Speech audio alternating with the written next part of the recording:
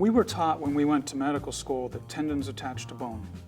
And indeed, tendons don't attach to bone anywhere in the body except maybe the inner ear. The strings of fascia, for lack of a better word, that grow through your muscle and permeate it, interweave with the fascia that covers the bone that we call periosteum, and then just take right off again in the strings or fascia of the next muscle. We used to think that the biceps starts here and ends here. The fascia that goes through the biceps goes all the way down to your fingertips, stops and comes back up again. It is one net that holds us together. That was tremendously underappreciated. We always cleaned the fascia off during dissection in medical school so we could get under it and see the structures that were important, not even thinking that the fascia was probably one of the most important tissues in the body because it holds all the parts together. And most of the pain that we have responds to repairing the fascia injuries that occurred when the pain started as the cause of the pain from the injury that made it all happen.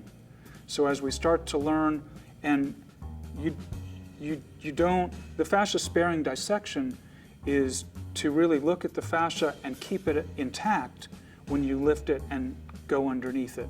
And if you examine fascia in that way, you find all kinds of stuff in the body that we've totally ignored up until now.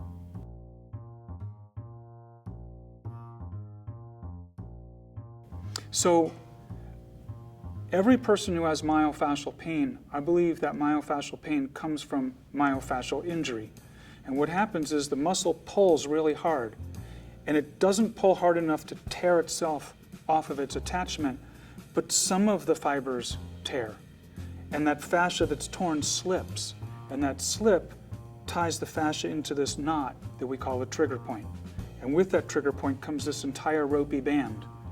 The nerves that tell us that we hurt are the free nerve endings between the strings of our fascia in all 360 degrees of direction. So these nerve endings in between the fingers get pushed on, and they sense that pressure.